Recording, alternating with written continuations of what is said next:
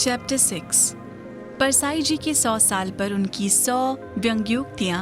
व्यंग्यात्मक कहावत। 1. निंदा में विटामिन और प्रोटीन होते हैं। निंदा खून साफ करती है, पाचन क्रिया ठीक करती है, बल और स्फूर्ति देती है।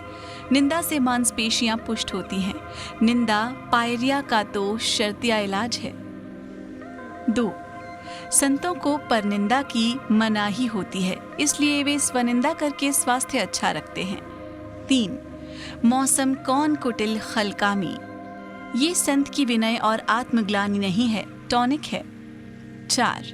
संत बड़ा काइया होता है।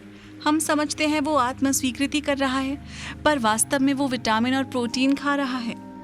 5. स्वास्थ्य विज्ञान की एक मूल स्थापना तो मैंने कर दी।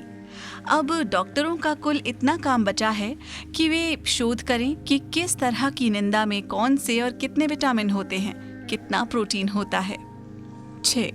निंदा में अगर उत्साह न दिखाओ तो करने वालों को जूता सा लगता है। 7. वेद में सोमरस की स्तुति में 60-62 मंत्र हैं। सोमरस को पिता और ईश्वर तक कहा गया है।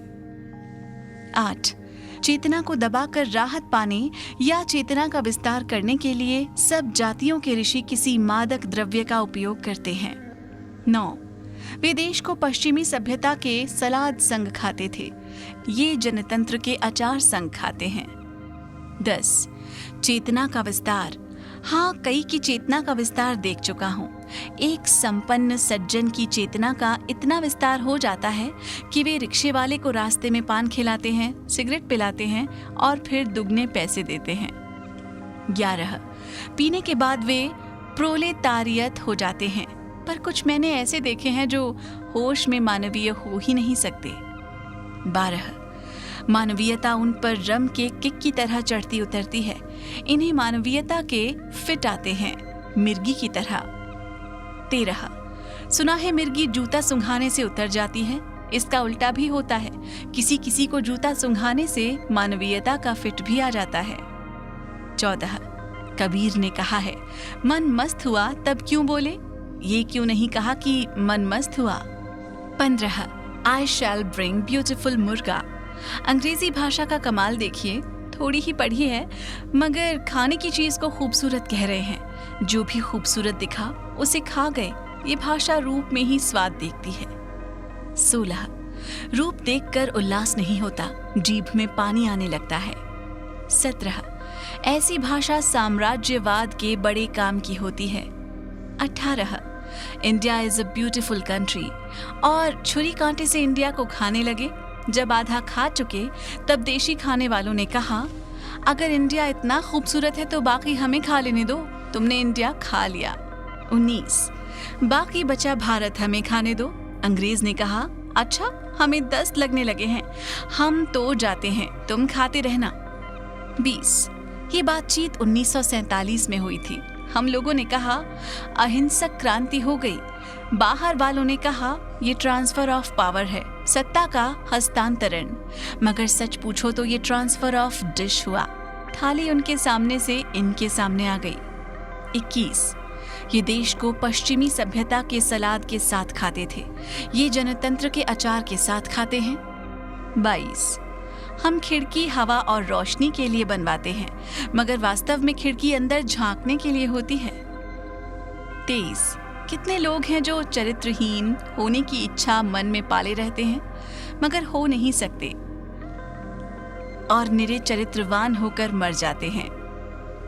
24. आत्मा को परलोक में भी चैन नहीं मिलता होगा और वो पृथ्वी पर लोगों के घरों में झांक कर देखती होगी कि किसका संबंध किससे चल रहा है। 25.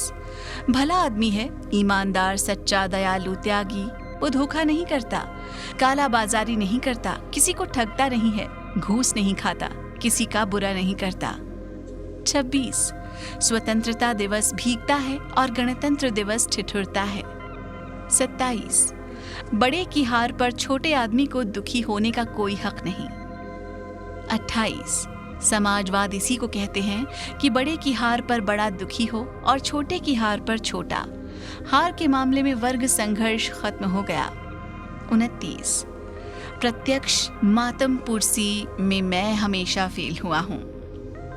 30, ये जनतंत्र झूठा है। जनतंत्र झूठा है या सच्चा, ये इस बात से तय होता है कि हम हारे या जीते। 31, व्यक्तियों का ही नहीं, पार्टियों का भी यही सोचना है कि जनतंत्र उनकी हार जीत पर निर्भर है। जो भी पार्टी हारती है, चिल्लाती है, अब जनतंत्र खतरे में पड़ गया। अगर वो जीत जाती तो जनतंत्र सुरक्षित था।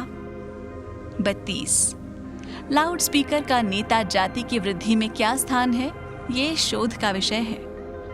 33, नेतागिरी आवाज के फैलाव का नाम है। 34, एक स्त्री से उसकी मित्रता है, इससे वो आदमी बुरा और अनैतिक हो गया। 35, खराब बात यह है कि उस स्त्री से अपना संबंध नहीं है। 36, स्त्री संबंधी निंदा में प्रोटीन बड़ी मात्रा में होता है। 37, किसी स्त्री और पुरुष के संबंध में जो बात अखरती है वो अनैतिकता नहीं है, बल्कि ये है कि हाय उसकी जगह हम नहीं हुए। 38, ऐसे लोग मुझे चुंगी के दरोगा मालूम होते हैं। हर आते जाते ठेले को रोककर झांक कर पूछते हैं, तेरे भीतर क्या छिपा है। 39, आपकी बेटी हमें चरित्रहीन होने का चांस नहीं दे रही है, उसे डांटिए ना कि हमें भी थोड़ा चरित्रहीन हो लेने दे। 40, कभी सवाल उठा होगा समाज के नीतिवानों के बीच के नैतिक अनैतिक, अच्छे बुरे आदमी का निर्णय कैसे किया जाए। सारी नैतिकता को समेटकर टांगों के बीच में रख लो। 41, शराब संबंधी निंदा में विटामिन बहुत होते हैं। 42, स्वतंत्रता दिवस भीगता है और गणतंत्र दिवस ठिठुरता है। 43, कई गर्दन माला पहनने के लिए बनी होती हैं। 45, माला लपक कर गर्दन में फिट हो जाती है, फूल की मार विकट हो जाती है। 46, उनका मानना था कि भारत में जूते खाने का रिवाज है, मारने का नहीं है। 46, कई गर्दनें जो संघर्ष में पुष्ट थीं, माला पहनकर लचीली हो गईं। 47, अपने पैर में जो जूता फिट न बैठे उसे कोई जूता ही नहीं मानते। वे भूल जाते हैं कि कुछ जूते सिर के नाप के भी बनाए जाते हैं। 48, लड़के शादी के बाजार में मवेशी की तरह बिकते हैं। 49, हम भैंस का दूध पीते हैं लेकिन गाय को माँ कहते हैं। 50, जनता जब आर्थिक न्याय की मांग करती है तब उसे किसी दूसरी चीज में उलझा देना चाहिए। 51, क्रांति की तरफ बढ़ती जनता को हम रास्ते में ही गाय के खूंटे से बांध देते हैं। 52, देश में लक्ष्मी के कारण उल्लुओं की कद्र है। 53, हजारों अपराध करने के बाद भी लोग उन्हें शहर की नाक मानते हैं। 54, भूखे कुत्तों को रोटी खिलाओ तो वो नहीं काटेगा, आदमी का ठिकाना नहीं है। 55, बिना वजन के आवेदन पर कोई ध्यान नहीं देता। 56, लोकतंत्र में केवल ताकतवर भेड़ ही मताधिकार का प्रयोग कर पाते हैं। 57, फूल की मार बुरी होती है, शेर को अगर किसी तरह एक फूल माला पहना दो तो गोली चलाने की जरूरत नहीं है, वो फौरन हाथ जोड़कर कहेगा मेरे योग्य कोई और सेवा। 58, अपने यहाँ प्रेम की भी जाति होती है, एक हिंदू प्रेम है, एक मुसलमान प्रेम, एक ब्राह्मण प्रेम, एक ठाकुर प्रेम, एक अग्रवाल प्रेम। एक कोई जावेद आलम किसी जयंती गुहा से शादी कर लेता है तो सारे देश में लोग हल्ला कर देते हैं और दंगा भी करवा सकते हैं। 59, 24-25 साल के लड़के लड़की को भारत की सरकार बनाने का अधिकार तो मिल चुका है, पर अपने जीवन साथी बनाने का अधिकार नहीं मिला। 60, जनता कहती है हमारी मांग है महंगाई बंद हो, मुनाफाखोरी बंद हो, वेतन बढ़े, शोषण बंद हो। तब हम उससे कहते हैं कि नहीं, तुम्हारी बुनियादी मांग गोरक्षा है। 61, भगवान अगर औरत भगाए तो वो बात भजन में आ जाती है, साधारण आदमी ऐसा करे तो ये काम अनैतिक हो जाता है। 62, अकेले वही सुखी है जिन्हें कोई लड़ाई नहीं लड़नी, उनकी बात अलग है। अनेक लोगों को सुखी देखता हूँ और अचरज करता हूँ कि ये सुखी कैसे हैं। ना उनके मन में सवाल उठते हैं ना शंका उठती है। 63, महात्मा गांधी मार्ग, गांधी पथ, इन पर हमारे नेता चलते हैं। कौन कह सकता है कि इन्होंने आपका मार्ग छोड़ दिया है? वे तो रोज महात्मा गांधी रोड पर चलते हैं। 64, गोडसे को भगत सिंह का दर्जा देने की कोशिश चल रही है। गोडसे ने हिंदू राष्ट्र के विरोधी गांधी जी को मारा था। गोडसे जब भगत सिंह की तरह राष्ट्रीय हीरो हो जाएगा, तब 30 जनवरी का क्या होगा? अभी तक ये गांधी निर्वाण दिवस है, आगे गोडसे गौरव दिवस हो जाएगा। इस दिन कोई राजघाट नहीं जाएगा, फिर भी आपको याद जरूर किया जाएगा। 65 जब 30 जनवरी को गोडसे की जय जयकार होगी, तब ये तो बताना ही पड़ेगा कि उसने कौन सा महान कर्म किया था। बताया जाएगा कि इस दिन उस वीर ने गांधी को मार डाला था, तो आप गोडसे के बहाने याद किए जाएंगे। अभी तक गोडसे को आपके बहाने याद किया जाता था। 66 अपना कोई पुत्र नहीं होता तो मुश्किल में पड़ जाते, क्या देते? तो इतना रंक नहीं हूं, विराट भविष्य तो है और उत्तराधिकारी की समस्या भी हल हो गई। होने दो हमारे बाल सफेद, हम काम में तो लगे हैं। जानते हैं कि काम बंद करने और मरने का क्षण एक ही होता है। 67 अगर चाहते हो कि कोई तुम्हें हमेशा याद रखे, तो उसके दिल में प्यार पैदा करने का झंझट ना उठाओ। उसका कोई स्कैंडल मुट्ठी में रखो, वो सपने में भी प्रेमिका के बाद तुम्हारा चेहरा देखेगा।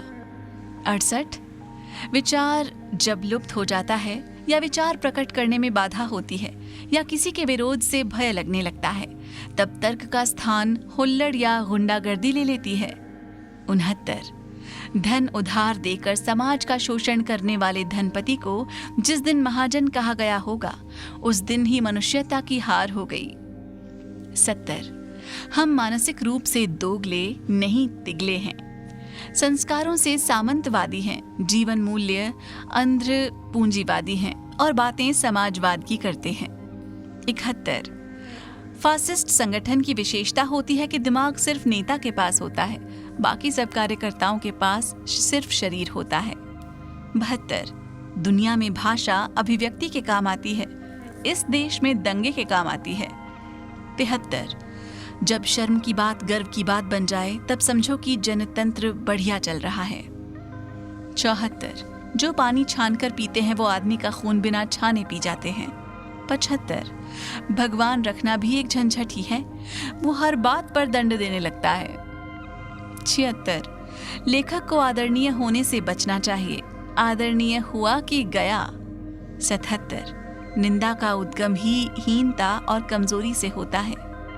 78 इस देश के बुद्धिजीवी सब शेर हैं, पर वे सियारों की बारात में बैंड बजाते हैं।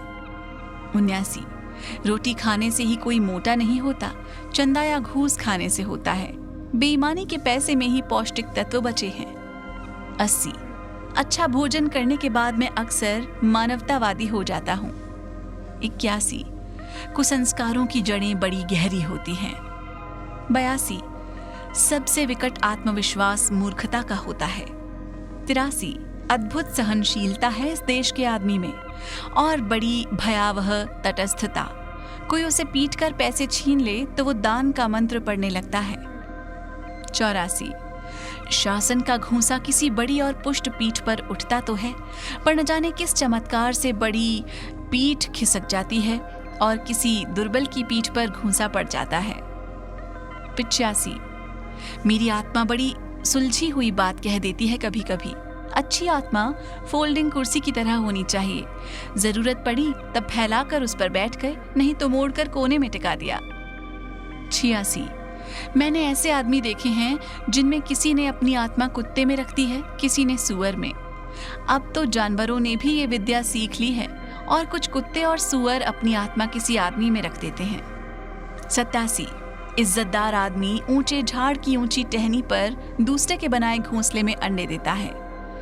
88 बेइज्जती में अगर दूसरे को भी शामिल कर लो तो आधी इज्जत बच जाती है। 89 नशे के मामले में हम बहुत ऊंचे हैं। 2 नशे खास हैं, हीनता का नशा और उच्चता का नशा, जो बारी बारी से चढ़ते रहते हैं। 90 प्रतिभा पर थोड़ी गोंद तो होनी चाहिए, किसी को चिपकाने के लिए कोई पास से गोंद थोड़ी ही खर्च करेगा। 91 सचेत आदमी सीखना मरते दम तक नहीं छोड़ता, जो सीखने की उम्र में ही सीखना छोड़ देते हैं वे मूर्खता और अहंकार के दयनीय जानवर हो जाते हैं। 92 आत्मकथा में सच छिपा लिया जाता है। 93 घाव अच्छी जगह हो और सजा हुआ तो बड़े लाभ होते हैं। 94 छोटा आदमी हमेशा भीड़ से कतराता है। एक तो उसे अपने वैशिष्ट्य के लोप हो जाने का डर बना रहता है, दूसरे कुचल जाने का। 95, मैं लेखक छोटा हूं पर संकट बड़ा हूं। 96, मुझे उलझे विचारों ने बार बार मारा है। 97, मुझे ज्ञानियों ने लगातार सलाह दी कि कुछ शाश्वत लिखो, ऐसा लिखो जो अमर रहे। ऐसी सलाह देने वाले कभी के मर गए। मैं जिंदा हूं क्योंकि जो मैं आज लिखता हूं कल मर जाता है।